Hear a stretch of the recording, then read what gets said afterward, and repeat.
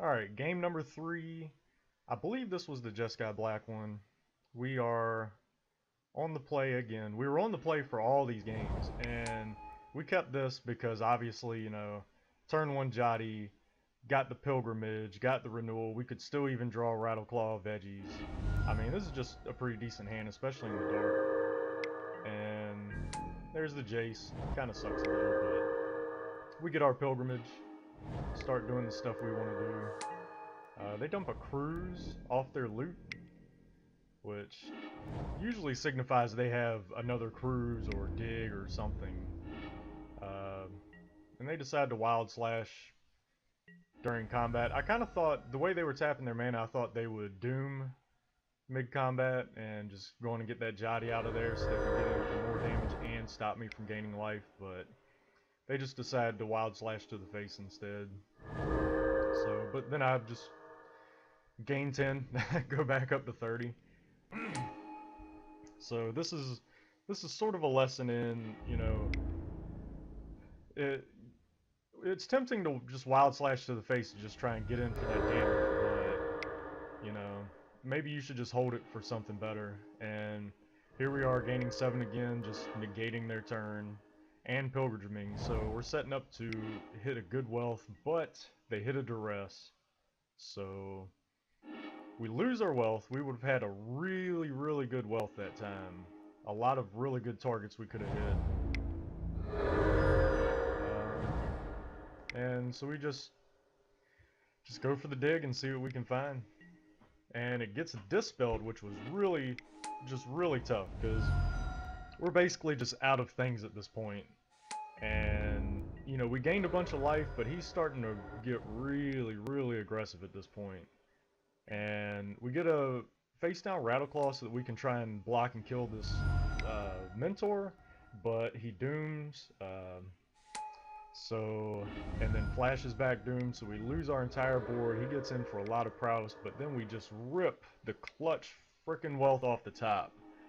12x wealth. Let's see if we can pause this here. And he sent us a message, lol such filth. I guess he's mad or whatever, bros. So whatever. And actually, that was just the end of the game. I got this far into stacking, and I was going to do it in a way where, Mentor would come down last. We would kill all the things we could, make sure Mentor dies, doom away a bunch of other stuff, gain 4, draw a card, pull stuff out of his hand, get a rider with, haste and all that. And then we would just stance on whatever, as if it matters. But we were just going to play all the things we could to get this Mentor triggers and just go wide on his own stuff with his own stuff. And I guess he had just had enough, even though I was at 9 and he was at 32. He just kind of snap, rage, quit on the spot from that. But at the same time, he only had 1 card. He couldn't flash back like a cruise or anything at the moment, so I can't say I blame him. But let's go to round number 2 of this match.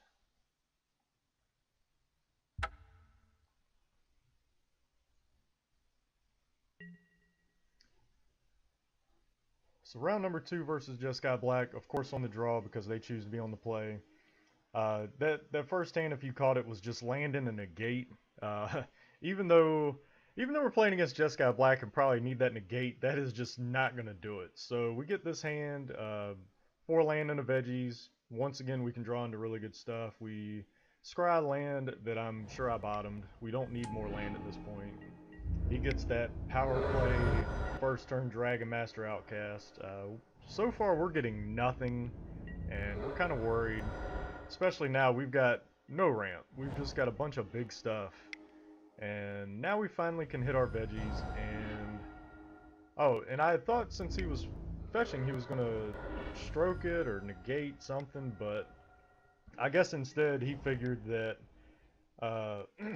he would just instead save it for wealth, and that's all he would care about. But of course we brought in the Oblivion Sower plan to, we just have to become more creature based, especially against Jeskai Black. We cannot have just only spells and let them duress and negate and do whatever they want against us. So Off of Oblivion Soar, we hit an Impulse, Seeker, Negate. It's great to be able to hit this counter spell out of there. We get a land of his to help us ramp a little. So it was a pretty good Soar. And now we have a decent blocker. He gets the Rider to just fly over us, which kind of sucks. And a Jace. So at this point, though, we go on in wealth because we have two wealths. So I just felt like we had to.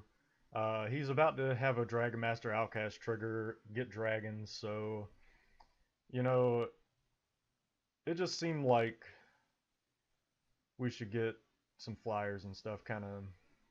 Or we played the wealth because stuff's just about to happen too hard on us. I'm not really sure why I played the Jace. I never intended to actually flip it because when it flips, it comes back under their control. So I remember playing it thinking something about I didn't want him to be able to Ojutai's command it back, but if I had not played it, it would have just stayed in exile. So maybe I played it as a blocker, but once again, if I block and die, he can Ojutai's command it back. So I'm not really sure why I played the Jace. That seems like it was wrong. Ojutai's command, just gain 4, draw a card, try and get a little bit more in the game. Got another land, so that was pretty cool. We just go ahead and smack with Sower and Rider because we're not going to be able to block anything with Sower anyway. He wounds his own Manus Rider and impulses his Jace, which is just yet another reason we shouldn't have played the Jace. We go ahead and just go on and hit with the Sower. I think hitting with the Sower may have been... Okay, so no, it was right. I was thinking that hitting with the Sower first was wrong because we could have just wealthed, but I remember now that we were not about to wealth into 3 open mana, all of them having some sort of blue in them. We're just not doing that. So we instead decided to Void Winnower. Now we have 16 damage on board. These can't block, so any of his other tokens just can't block, which leaves, you know, Rider and Dragon Master Outcast. He can get in for 5 damage, but that's not really, you know, or I guess he'd get in for 8 with both these, but that's not really that great, especially we could just renewal, but we instead opt to wealth. I'm not particularly sure why we opted to wealth at this point, because he shrunk our Oblivion Sower, but if we had just attacked, once again, he could not block with this dragon. And he's at 3. So, I mean, maybe we did it so that... I know I didn't do it for this reason, but it could have been good if he negated or stroked the wealth. Then he could not hold open Ojutai's command to gain 4 and draw or whatever, and so then we could just attack. He would have to block with both. But I don't know. I really can't understand why he quit, because he would have to block with both, but then he would just crack back for 10. So I'm not overly sure. I guess maybe he just did not have the counter.